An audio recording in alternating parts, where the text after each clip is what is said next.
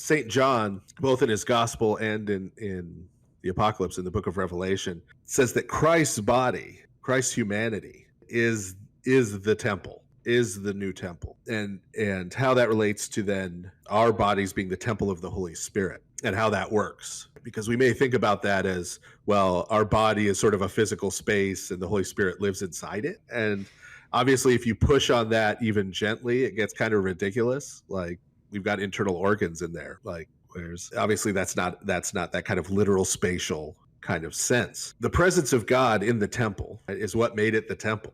Temple's the place where God's body is. And so the same is true with Christ. Christ's body is God's body. But St. Paul is saying the same thing when he says that our body is the temple of the Holy Spirit. He's saying that our body is and is to be God's body. That's why in that same context, he can say to someone, how can you go and join the members of Christ to a prostitute? We may take that primarily in the negative sense, and St. Paul clearly means that negative sense, but it's also true in the positive sense. Over and over again in our liturgy, in the divine liturgy, we offer ourselves and our whole lives and each other to Christ.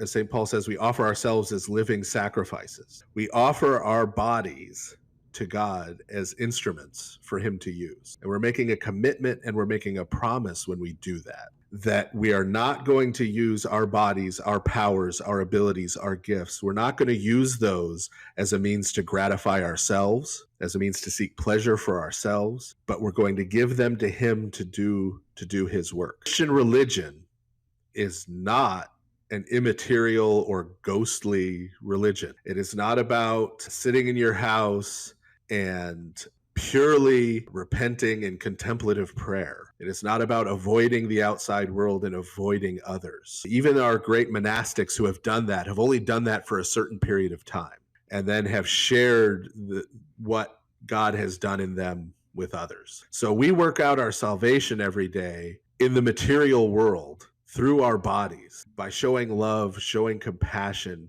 doing good, cultivating life, putting things in order, and establishing justice and decency and good in the world every day. That's not an add-on. That's not something that's good to do in addition to our salvation. That's not a sign that we're really saved. That is the stuff of our salvation, because that is the stuff of our transformation. That's how we grow. That's how we change. That's how we come to know Christ more deeply. That's how we become sons of God. And that's how we reach that maturity and completion and perfection that God created us to seek after and by his grace to attain.